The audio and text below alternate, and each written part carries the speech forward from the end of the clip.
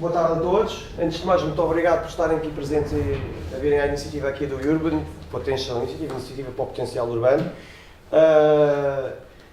Agradecer a vossa presença, porque estamos aqui bué da malta para uma situação que não desperta tanta atenção das pessoas que têm a ver com o que é necessário com a democracia participativa, o facto de estarmos a exercer o nosso dever e o nosso direito enquanto cidadãos naquilo que é a transformação da nossa cidade. É porreiro que também somos campeões europeus, e isto é sempre bom de frisar, e o contexto desta iniciativa surge naquilo que é o projeto do projeto de ajuda, que é um projeto financiado pelo BIPSIP, que é um projeto de desenvolvimento local, ancorado naquilo que é a concepção de cidade, em projeto participado com a comunidade. Portanto, lá está, o exercício do direito à cidade. Nós, enquanto cidadãos, temos o direito de viver a cidade, mas também temos o direito de transformar a cidade de acordo com o que são as nossas necessidades, os fluxos societais, por assim dizer. E com base nisto, encontramos aqui no Gunnar e na Irina, cada um deles representa uma associação diferente, o Gunnar da Citizens Foundation da Islândia, que lançaram esta plataforma, o Better Reykjavik. Your Priorities. E o GEOTA, o Grupo de Estudos de Ordenamento Território e Ambiente, em conjunto com a Locals, que é uma das copromotoras do projeto de ajuda. Então, fruto desta parceria, nasce então este projeto, o Urban Participative Urban Initiative. Urban Potential Initiative, peço desculpa. E pronto, e deixo-vos agora aqui o Gunnar a falar um bocadinho, que está mais coisa. Ok, let's start. Obrigado. Hi, and thanks for being so many people. That's great. There's one chair here, actually, if someone can use that. Oh, sorry. Yes, he made an introduction, and I don't know what he was saying, but that's fine. And yeah, the thing is that what I'm going to do today is, I have never done this before, and the presentation is too long, so we'll go really fast in some places, but other places we'll stop and have a discussion. It's not going to be like a one-sided presentation. So let's just hopefully go on. Yeah. So this is what we set out in the Citizen Foundation when we started in 2008 after the Icelandic economic and trust crash.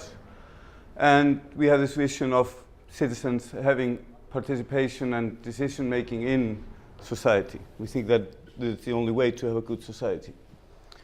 And we created a software called Your Priorities. We used it in many different platforms, and it's designed to help people to find their common priorities, to work together and find out what they agree should be done, or other different. And it's a tool. It's available in Portuguese, and it's easy to translate into any language, as Irina can, I think, testify. And it's really important to remember this one here. That's why it's here. There is no tool available that will do everything for you. They are tools just to use. So even though we're accustomed to our cell phones doing everything for us, I lost my cell phone, was stolen or lost or whatever today, and I just felt like totally disconnected from everybody.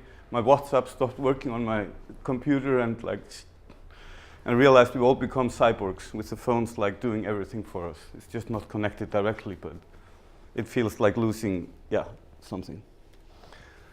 So one good thing about Your Priorities is that the interface inspires debate. You all know on Facebook and on website comments where people start arguing yes, no, and have really furious rows, and they're not even talking about anything remotely connected to what they started out with. Your Priorities works in a different way. We split the debate into two columns. I'll show you a screenshot in a few seconds. And what this does, it eliminates so far any arguments. People have to present their point in a strong way. But it also helps facilitate consensus. And you can see here a screenshot of what it looks like. This is in Bulgarian. And this is the best point for it, according to the people that used it, and this is the best point against it, and this is the idea proposed. So you can't argue across here, because those go up and down also according to if people mark them as useful or not. And then obviously you have more points for and against the ideas below. And so what we get out of it is that we get the best ideas that are not only put in by the citizens, but also chosen by the citizens. And everybody becomes more informed in the process of doing this as well.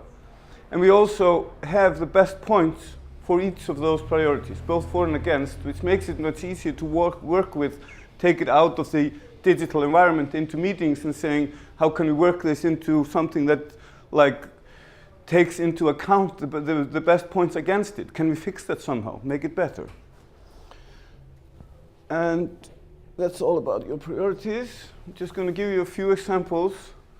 And now comes for the part which I haven't done before.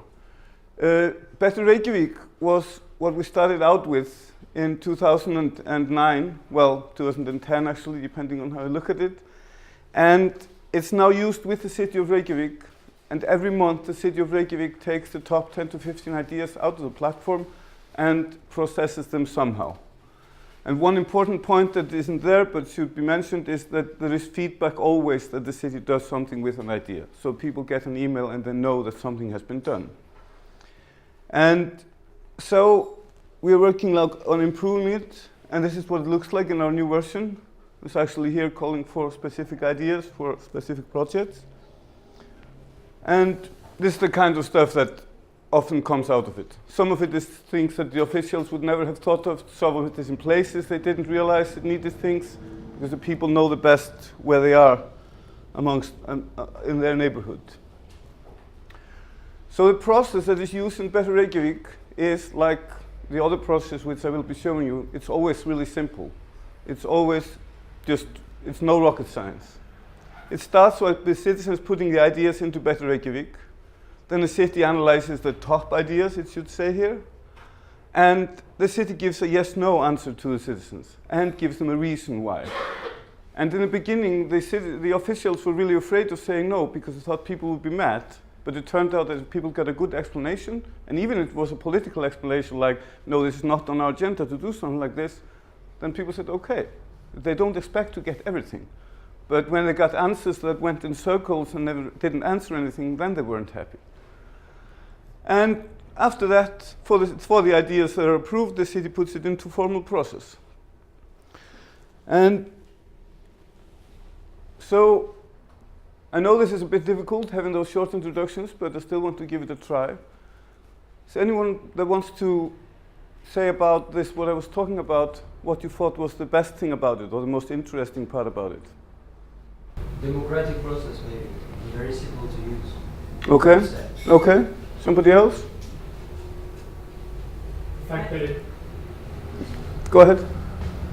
the fact that it seems to be organized in a way where it won't fall into debate politically about the issue itself. Okay. Very good. We'll just take one more if someone wants to. That maybe you have direct results because you don't fall into the process of yes or no, then the result process is very clear. Yeah. Yeah, no, that's a good point, yeah. And anybody have an answer to this one? Could this be done on paper without using the internet, offline? I think that making online it's more of a sense of community. Everything is in the same place, everything is together where everyone can follow it and feel this as a whole. Mm-hmm. I think you should always complement the online and the offline to support each other, not just do one or the other. Definitely. Let's move on a bit. And here I did just I know it's a bit small, I hope you can read it. I put the Better Reykjavik process roughly into like a more abstract form of the process. And I'm not going to read all the words up there for you guys, but it's basically putting in ideas, making the top ideas into realistic proposals, which the city does. And in this case, I just see 3 to 5, but that's just optional, it's just the numbers. And then the neighborhood and community would come together and do the top priorities that were voted in and that came from the citizens. You understand what I'm getting at by abstracting this a bit out of the other thing, because we tend to think that stuff that we do in computers is extremely different from the stuff that we do like this, but it's really most often just a mirror. That's what we found out in our democracy work when traveling in Eastern Europe and elsewhere, and we thought that, oh, we're not sure if we're going to be really much help here, but it turned out that all the problems that we had and found some solutions to were some similar problems that other people were having. So I'm not saying that this could be done offline, but just changing the process a bit, and you could do that. But the best thing is the point that you came with earlier. We have to combine the online and offline in a meaningful way.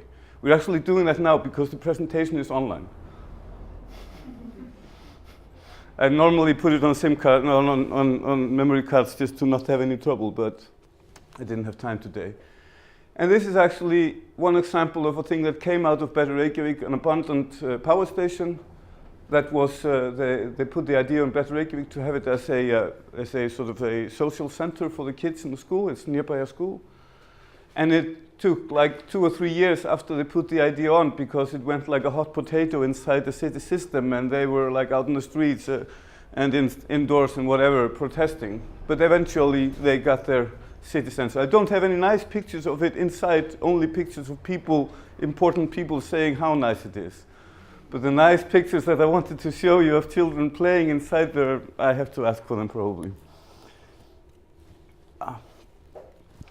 And another example, this one on a global scale, where the Estonians had really big political scandals, people out on the streets, and because of corruption between politicians and the companies. And there were a lot of people taking part, and the end result, which we're obviously really proud of, is that 7 out of the ideas have been incorporated into Estonian law. Some as new law proposal, but others as part of older ones. And the software is open source, so they took the software, well, they asked us, but they didn't have to. They took the software and changed it a lot, and that's what it looked like, nothing to dwell on. And this is the process in Estonian case. They put in ideas, then they had a citizens' assembly like this, people sitting at tables, working on the processes, again, combining online and offline. And they created law proposals, they were put before the parliament, and some of them became law in the parliament. So, again, you don't have to have answers to all of those, but anybody that has thoughts about what was best about the Ravakogu project? Well, that the president was willing to put these ideas forward. Yeah, that was pretty cool, for sure. That made things quite a bit easier, because he can't do that in Estonia. In Iceland he cannot do that, but in Estonia he can't do that. So. Maybe about the law, like that there were real law proposals, that you were actually changing the law, not just implementing a project, like not just it's a different scale of implementation. Yes, that's true. And actually one thing that didn't fit on there is that one of the laws was about needing 1,000 petitions or something very little to get issues to the parliament, and then the parliament could do what they wanted with it. And that proposal system has already created one law that we know of. So that system has like a baby law or something like that. So that's really cool. Anybody else? Yeah? I would say that it kind of changes also the feeling that that you have about what influence you can have in the whole of your society. So this sounds very like a powerful tool to really understand how we can debate things and change. Yep. And like I said, this was done in first electronically, then physically, and how long did it take? I'm actually not sure, but less than half a year, I think, some months, but I'm not sure. No, until the laws were, the process ended for me when they took it out of our system and I didn't have to watch it anymore. I'm not sure in that sense, because the last time I heard this was a number, but my friend and colleague in Estonia doesn't find it much news when new ones are like made into law, so she doesn't tell me unless I ask her. So, but I don't know exactly. Are there a lot of people participating? Not on this one. This one is dead. This one was just a one-shot thing, just to change the law so that there would be less corruption in the system. There were a lot of people participating. Yes, in that didn't they have numbers? Yeah, over 50,000 people that participated in this one, and it didn't have a budget to advertise or anything like that. It was just word of mouth that was being used. It was all people were all working, I think, more or less with no pay on it and things like that. So, So it wasn't official, but it was still with the president, because he said that he was the postman, that he would take the message from the people to the parliament. Any ideas on this? What was worse? Just happening once. Because maybe it would be interesting if it was something that was like normal. Ongoing, like yes, definitely, yes. That's because actually what we would have then, we would have like a citizens' law continuously like monitoring the laws, and that would be very hard to get funding for it, because the people with the money don't really might want that. But yeah, but no, that's a really good point. Anything else? And then this interesting question here. Could this happen here in Portugal? Anybody with any ideas on that? Yes or no? I would say yes. I would say no at this stage of our reality, you know. I really would like this to happen, but at this stage I wouldn't believe it, because neither in small decisions you can influence, so in a bigger scale as the lawmaking. But I think there are several participatory processes that are being implemented, that are being developed, and it was here, you see it at the level of the city of Lisbon, but then now there are participatory projects in juntas, in other cities, other municipalities, and I think you have to learn how to do it, and that's happening. So I want to be positive and say that the process is happening. So yeah, actually, I have to totally agree with you on that. That the thing is that I think that things like this, maybe not exactly like this, but things like this, I think they can actually happen anywhere. It's not an issue with how bad your system is or who is ruling you. It's an issue with the mindset of the people. That's where the problem is. It lies in our apathy. It lies in that we don't believe anything we do makes any changes. If we can somehow change that in general, then anything can happen. But culturally, would you agree that not every culture or not every people reacts the same with the participation? For sure, but like, sorry, just Portuguese people, sometimes I think that they are maybe not prepared yet. They are discovering it now. I would argue that I think that we just need to find out better ways of reaching out to people. I don't think word of mouth will work for us, but I think that we need to be more active in terms of how we engage people and how we reach out to communities. And I would like, I don't know if you're going to touch those points. No, that's definitely agree on that. And the thing is that I don't think we should ever say to any tool, no, we don't use this. Because if it is the right tool for exactly what you're doing at the moment, then you use that. In Iceland, we buy a lot of Facebook AdWords. We hate it, but that's what works for getting people to participate, and we just call it a Facebook tax. And otherwise, we don't get Icelanders to come to the Better Reykjavik website. So it's a regular thing when there's something going on. But there's also word of mouth, because that's really important. And meeting people and shaking hands and talking to them face to face. We have to combine all of those. There's no single tool or method or process that's going to solve all the world's problems, exactly because what you were saying, cultures are different, people are different, they're in different stages. But like I said, okay, I think we might get through 1/3 of the presentation. I just would like to add one Yes? thing, is that I don't think the problem is in people. I think the problem is in the political decision. In participatory budgets, you can't influence strategic decisions. It's really hard, and Yeah, just need to change more people, because if you have enough people behind you, then the structures change if you have enough people behind you. That's history. Can I add actually precise context?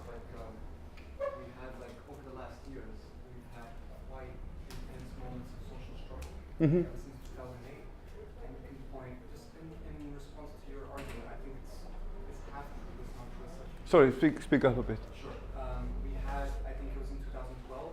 We had about 10% of the population on the streets. Demanding extremely, well, not particular, but there was one particular issue. It had 1 million as a lot of people, and it essentially failed. So the government was going to take a tax from one place, they just took it from the other. Mm-hmm. So I think it's not just a matter of quantity. I have to agree that when you have a political class that is generally speaking unwilling, and especially when you have conflicts of interest that are strong, it's not just about people making their voice heard. There has to be. No, I wasn't saying about making. I was talking about changing your mindsets and not. Because when you take out, just give an example in the pot and pan revolution in Iceland, which Miguel there made a brilliant documentary about, which I don't know, some of you must have seen it. What's his name again, Miguel? Pots, pans, and their solutions. Yeah, and what happened after that was that yes, we threw out one government, but people say nothing much changed. It's all the same still. And the thing was that that's basically not true. Some things happened. Some bankers went to jail and blah, blah, blah, some other stuff. But what was the most important change was a change in people's mindsets, because they had realized two things. One, they realized that everything was really corrupt, even in little sweet Iceland. Really corrupt. Not your kind of corruption. People are not maybe whatever, but it's like yours is bigger because you have more people. I think that's basically the difference. But so people realized, because before they didn't. A good friend of mine said to me, Gunnar, I always thought you were really paranoid, but now I realize that you were not paranoid enough. But also, many of us realized that we threw down a government. We overthrew a government not by violence, but by making the collaborative partners insecure enough that they just couldn't handle the unpopularity that was following the government. And that is something that would definitely also happen here if enough people were on the street for enough amount of time. The question is just, what numbers are we talking about? And in order to get not only the numbers, but also to get the follow-up, and then we need to have methods that work for that kind of stuff. And I'm not saying that our software is going to solve every problem in the world, or even parts of it. It's just one tool to do things. But how can you scale it? I think that's it's probably for us. Yeah, it's not a problem. I would just definitely defer to Robert, my colleague, which is technical programmer and system administrator, etc. It's on Heroku, and you can add instances like that if it's like extra. That's the way we host it. But how you would scale it, I don't know really. But Robert would have the answer to that for sure. But it's not a problem. I know that. It is not a problem. We have run it with so huge spurts in traffic and just like poof, and it just scales up. But I think he was questioning not about the scale of the software, but about the effects. How can you involve more people? Yeah, I mean, so different people, older and younger, and with different levels of education. Yeah, you have to find your ways. I'm just going to run through because they're more like similar. I'm just going to run much faster through this, but I definitely want your input because it's really interesting. So I just put this process into another form. Putting in ideas, citizens assembly makes the top ideas familiar. It's the same as the Better Reykjavik one. Neither of them is 100% perfect, but it's the same process and can easily be changed in lots of different ways. Just a short example about the Icelandic Pirate Party. I'm actually in two different hats. I'm on the executive board of the Pirate Party, and then I'm not anymore CEO of the Citizen Foundation because of conflict of interest, but I'm the ambassador for the Citizens Foundation. So this was before I joined them, though. And big problem in the Pirate Party is that they have really extreme different views of many things. You have like extreme libertarians and extreme communist, anarchist, whatever you may have. And what they did with your priorities, they called out, what do we agree on? Not what do we disagree on, what must be fixed, but what do we agree on? And they found the top priorities, and then they had an annual meeting and they were voted in with a huge majority. So it was a tool for getting them together around the common priorities, and that's actually one part of the answer to your question, how do we get them together? We must find out what they want. We must find out how they see they can improve their lives and their surroundings. And we must do it in small steps, not jumping into creating a new constitution or something like that, because that just doesn't work yet, in no country that I know of. But make the small project and make the people understand that they work and that they do a lot of good. And this was a process. It's very similar. Adding priorities, voting for priorities, debating the priorities at the physical assembly, voting for them both electronically and physically here, and they had a top list of things they agreed on. And there was actually a lot less arguments between them after that. I think I'll skip this one so we just can move on because there are more I want to be able to. Yeah, well, this is the simple process though. Putting in the ideas, the debate, and voting on the ideas, and now it knows what means the most to them. But yeah, I'm jumping to this one partially because we just saw that there was traffic on one of our websites. We normally don't monitor them, but if there's something else, we check out what's going on. We sent the teacher an email, and there was a class in Australia where they had free time every week that the kids were supposed to decide what to do with the time. And normally, the teacher would just decide or shout out an idea or something like that. And he decided to teach them about democracy and also use a tool that made it easy for them to find out what to do.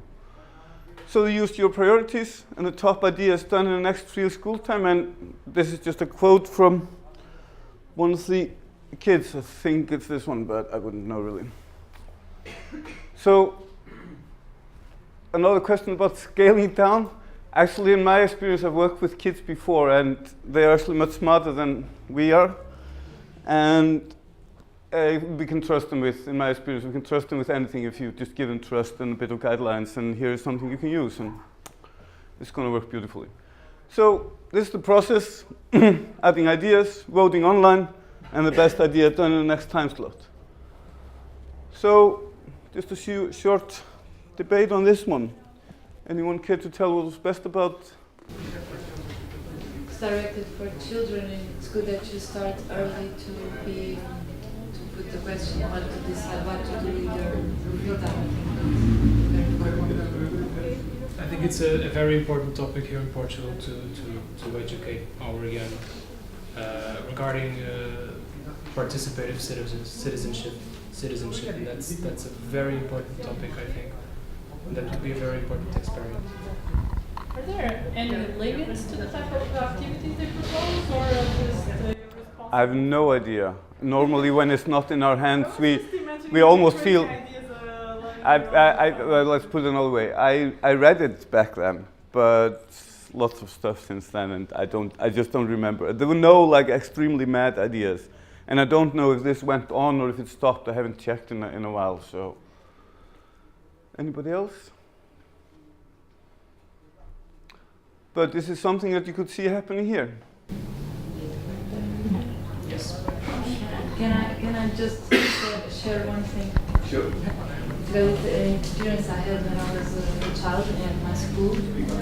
At my school, when I was a child, we had this thing that I found very interesting. That was we had this wall newspaper where we had like it was news, what we want to do, what we think it's good and what we think it's bad. And every Friday we had this assembly just with us. The teacher was just on the side, just seeing, and we would discuss whatever it was on each of these papers on the wall. So it was very interesting because we got to decide things that we wanted to do all together. We had the opportunity to discuss about good and bad things that happened on the weekend. It was just with the children. Mm-hmm. Yeah, no, it makes sense. Yeah, no, it's cool. I mean, yeah, that's. Anybody else? I think actually that if one lets 15 kids alone, they are going to do this automatically. Like they are going to, first the one is going to propose something, then they are going to fight a bit, but then at the end, like every day, they are going to do something different, and it's very nice to see. But this normally happens in their free time, like when they are out of school. So if they do it also in school, it's also nice. Yeah. But I think it's like a very nice automatically made process. That's like the mirror thing I was talking about earlier. I hadn't put it, but you're exactly right on that. It's the online tools are just a mirror of what we do offline.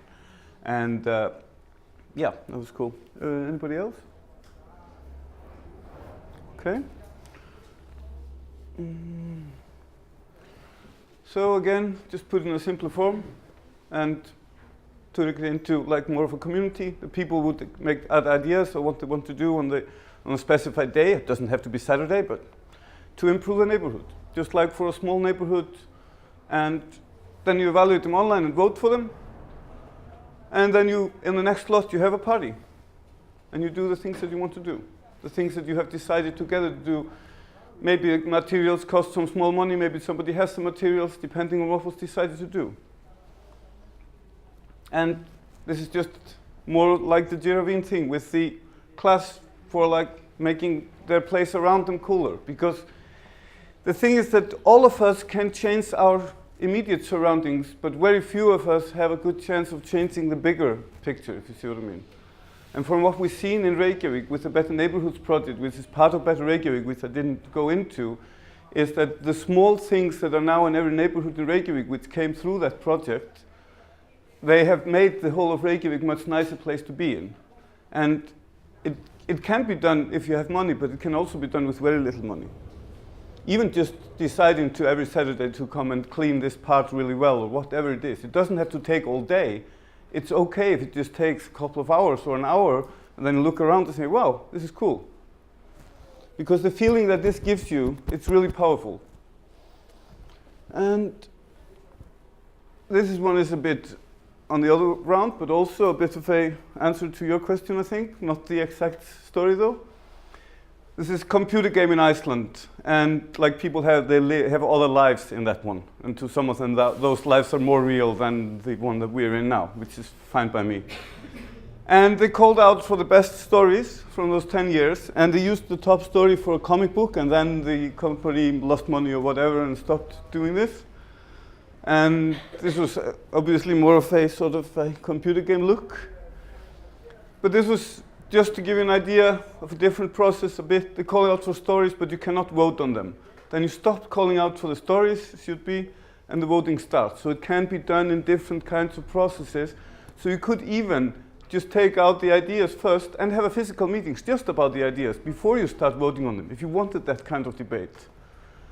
And then they stopped voting and the results were frozen. And this is a bit nasty question here, actually. I don't think anybody wants to answer that. I think I'll let you off the hook. And obviously this one is stupid too, because no, this wouldn't happen offline, because those people live online, so it's just important. Not all of them. I know people that can't do this without being hooked. But you know, just a moment, because okay, no, I'll take it now, sorry. Sorry, just because you said about the neighborhood and that people gather together once a month. Every month, or every week, depending on what, yeah. And this is something that you have applied in Iceland? No, it's a completely different culture, and I won't even go into explaining how happy I am not having to deal with Icelandic affairs anymore. So the answer is much more complicated than. Yeah. We work, like our association works sometimes social neighborhoods. And what you say, it applies if people actually feel that it is their neighborhood. Like if they feel that the pavement is also part of their house. Yes. So if they own the house, actually. If they don't, then it's there is a very strict. This only works where there is a community that has like awareness of being a community with a locality, if that is something. So, because if there is a community, then it has some places where it communes, if you see what I mean, in some sense. And instead of thinking about the sidewalks or whatever, just think about what is it that unites those people and how can they make that better. Because those things are easy to start with, in most places differently easy, obviously, but it's not like, because every place can be improved, if you see what I mean. And the thing is that by doing those small things, then many people will realize, not everybody, how good it feels to do those small things and look around and seeing before and after pictures, which you should always take, and just seeing, wow, you can see how much cooler this is now. Because we are not going to change the world by going into a battle with all the armies and all the money in the world. That is not going to happen. The only way that we can change the world is by getting into the hearts of the people and getting them to feel that, because when there's enough of us, you guys know history, that's what happens. Things change.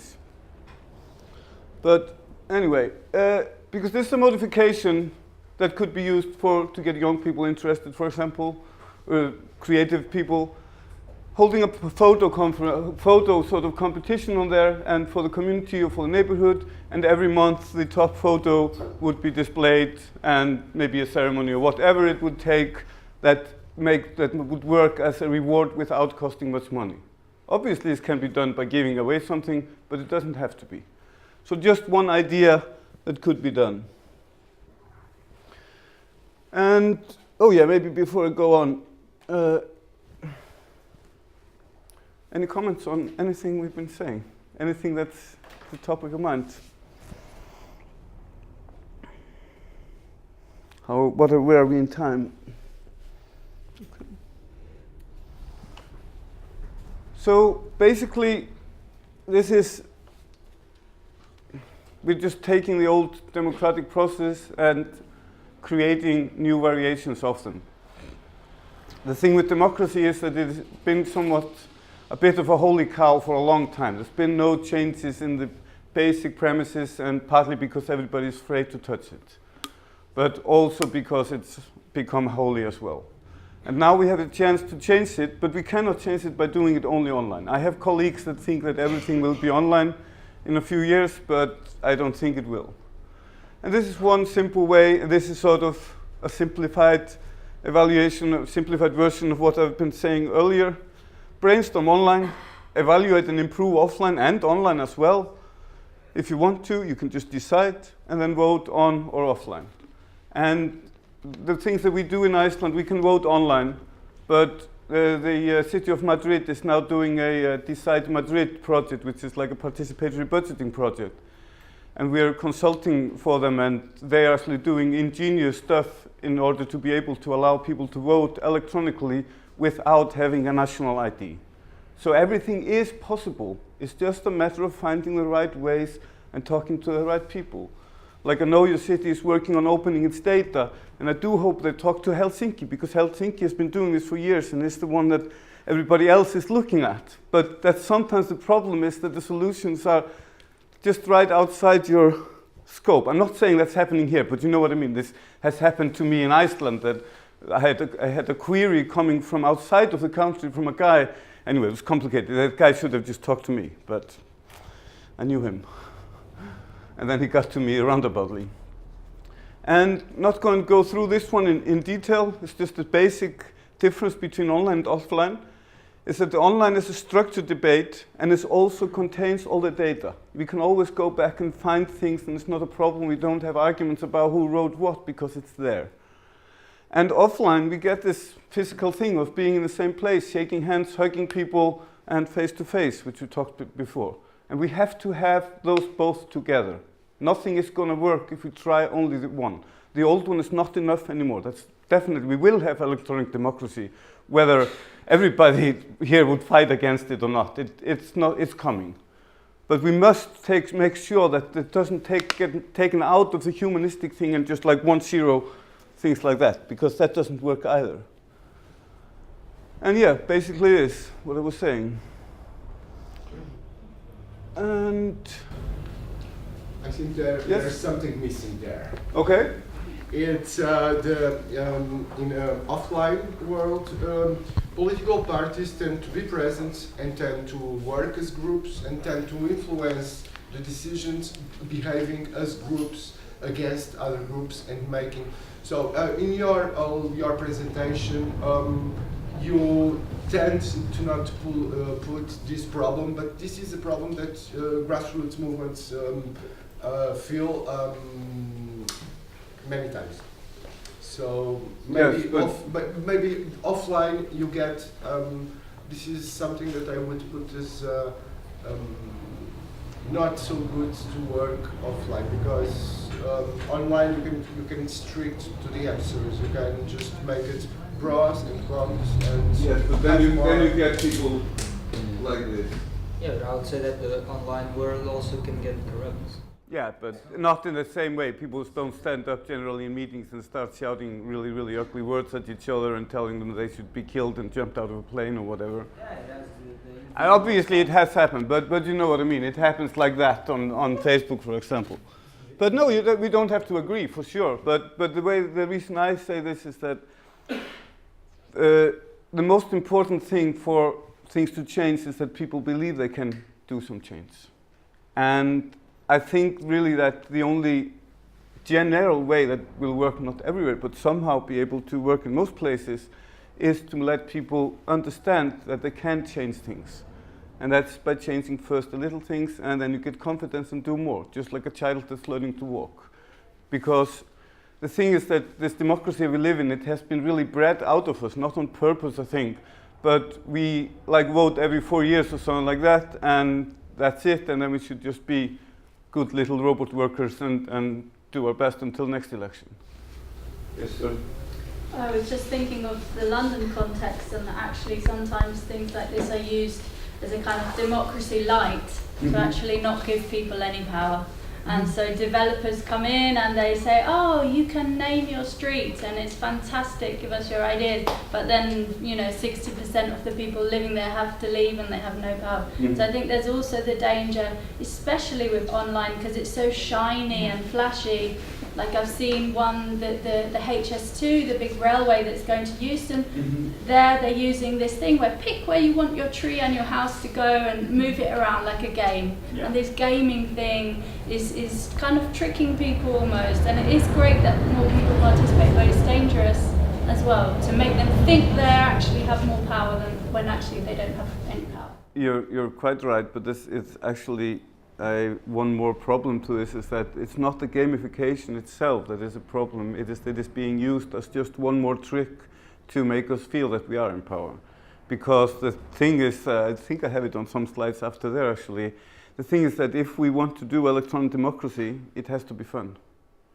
People have to enjoy it in some way. It doesn't have to be like a computer game or something like that, but it has to be enjoyable, and it must not be a chore or something that, oh, I have to do my neighborhood, then it doesn't work.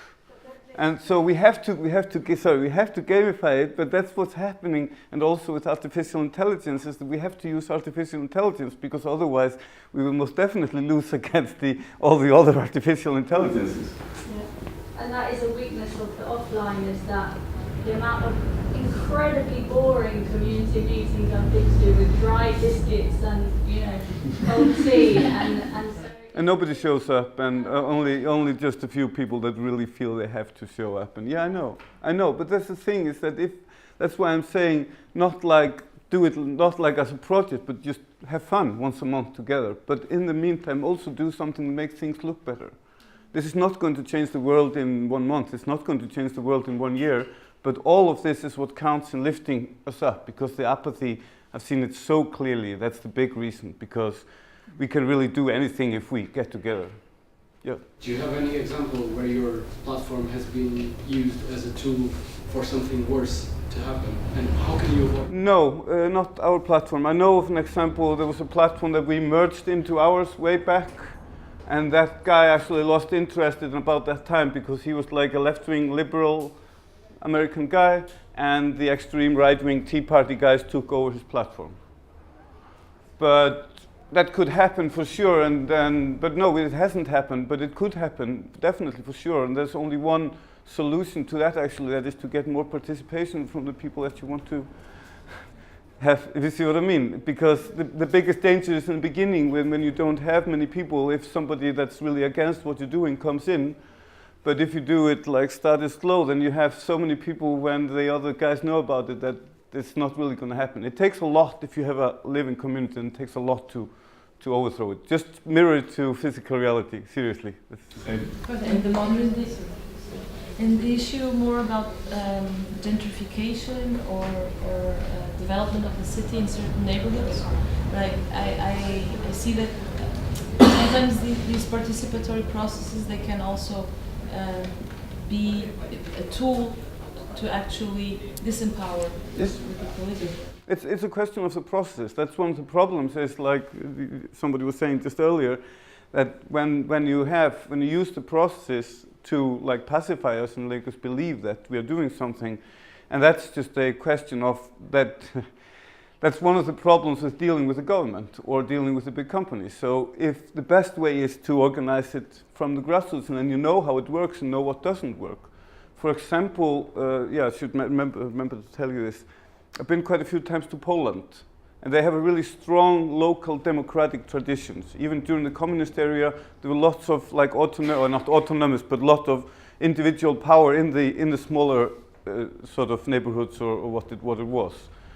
And when I went there first time, they had no participatory budgeting project or one going on. And now when I went there a few months ago, they said they are in all towns in Poland now. Because they had the tradition and they knew how to do the processes so they were fair and they believed in them, because the people have to trust in the processes and they have to trust in the software. That's why you can't use anything else but open source software for anything that's like what we're doing, because you can't trust it otherwise if it's not. And if you want to trust open source, you still have to check it, but you can do it. But with the other one, you cannot. And so it's, where was I? Yes, Poland. So I mean, that's, for example, what I would do if I was like one of a group like this and want to do something in my neighborhood or whatever, school or whatever it is.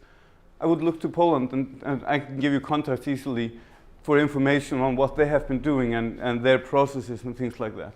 Their problem actually is the same as your problem, and some of my countrymen, they do it in Polish. You do it in Portuguese, but I do it in English, but that's because what I do. That's the only, but Google Translate really has saved me so much, but just don't trust that everything is 100% correct. It can be embarrassing sometimes.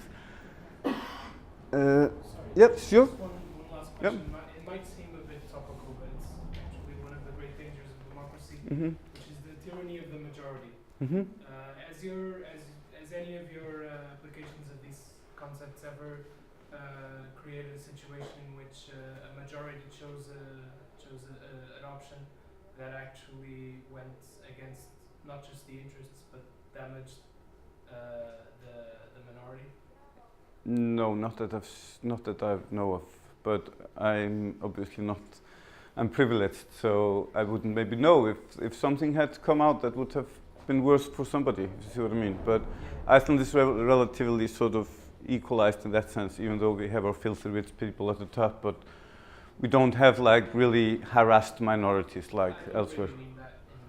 Okay, but no, then no, I haven't. That hasn't happened as far as I know, but. I think there's an advantage in not having just one idea, but having like 15 top ideas. I think maybe that can. Yeah, but that actually, you're right in that, but that actually created other problems because the city officials were getting so many ideas that they were getting negative towards the project. But you're still right, and that's why I didn't say on some of those one idea, but 3 to 5 ideas taken out. So it's not like, oh, I just missed or something like that. It's more like it doesn't really matter which one was number 1 and which one was number 3. It's more of a community thing and less of a competition thing. I think I have something. I just mentioned this, but this is really important to use a positive language, because if we would have said what's wrong with Reykjavik instead of better Reykjavik, then people wouldn't really have participated as much and we would have gotten much more negative content. And I mean, this is naive, but this works. It's just basic human psychology. And this is really strong, as I mentioned before. I didn't have time to do this properly, but this is the Ashuda project. And that's the. This is so strong. I don't know if this speaks to you, but before and after pictures or something that the community has improved, printing them out and putting them on posters and saying, you! That really, because this is this kind of struggle. Unless any of you can get on like international television and do speeches for hours or something like that, which wouldn't work either, then yeah. And if you're doing projects and you have to use the ideas, if you only talk about them, then just close the project, it's not worth it. And like I was saying, use examples. And the last one is the gamification. I mean, this is a real problem. We're competing with, and that not only goes for online, but offline obviously as well. The competition for our eyes and for our time is so enormous that it has to be fun somehow and rewarding. And if you do a project, and it doesn't really matter whether it's one of those kind of projects, just 3 tips I want to share with you. If you have money for buying Facebook AdWords or whatever works for you, then that's really cool, but you have to do it in an analytic way, otherwise you're just throwing your money to Facebook and Google. The simple way that we use sometimes in simple projects is we just buy 3 different AdWords for small amounts of money, and we see how well they work, how many click through them and come to our site. And this, for this you need like to have Google Analytics or something like that. You're just watching your traffic. And then you take the AdWords. No, actually, you don't need the Google Analytics for this. You can see this in Facebook once you buy the AdWords. Sorry, I got confused. And then you take the one that works, and you spend more money on that. It's really simple, but it really gives you much, much more for your money.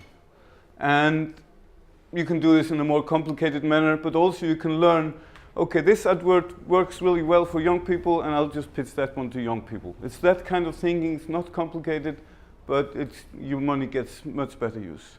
And obviously this one, which people tend to forget, I forget that sometimes as well, post it everywhere that you can that makes sense. If there is a local group about anything, post it there. If you're not sure, post it there, and if it gets kicked out, just take it off your list and don't post it the next time. If you see what I mean, don't be afraid of the responses. It is a community thing, it's a positive thing, and most people will just happily accept your post for it, and if not, then c'est la vie. And this is actually an interesting thing, but it's just by getting a group of people together. When you have a project, an e-democracy project of some kind, you get a group of people together, maybe just a group of 10, 20 people, and they don't really have to organize that much, but they sort of commit to posting ideas that are coming in on their Facebook walls and in other groups and maybe things like that. And do that energetically just for a few days, and if your project is interesting, then this is going to get spread quite a bit more. It's like, it doesn't cost anything, but just a bit of organization, and I'm not saying people have to be posting, it's like just posting a few times a day for each or something like that. Just to get the impression that this is something interesting. I actually had this impression after, oh, congratulations on the game. Forgot about that. I had this impression after the game, when I was, yes, sorry, went to one square with Miguel, and then there were lots of people standing by a fence and watching something. And we were saying, what are they watching? And he walked over and he came back and I said, oh, they were all watching the other people watching whatever isn't there. Do you understand what I mean? We are mammals. I don't want to put anybody down, but that's our classification in the animal kingdom. We are mammals. And we walk in a herd. And if the herd is going somewhere, oh, this looks interesting. And this works online as well. If your peers, your friends are sharing this, then it becomes interesting by default. Just a small idea that could be useful. And yeah, just use whatever tool that works. And if you can, don't use like neither LibreOffice or Microsoft Windows Office Pack or anything that stores data on your computer, because it creates logistics problems from hell if you're working with other people. Different versions of the documents, and hey, who's got the latest, blah, blah. Just use this offline stuff that we have and costs most of us nothing. We use Google Docs a lot, and I do hope I'm finished now. Yeah. And I mean, yeah, if you want to use our software, it's free, and you can create a community and create lots of groups inside. I didn't go through how the software works, but it's really easy to use. So, and yeah, I'll leave my cards here, and then if anybody wants to use it and doesn't know how to do it or wants some more information, then just send me an email. And my email is anyway probably here. So, thank you.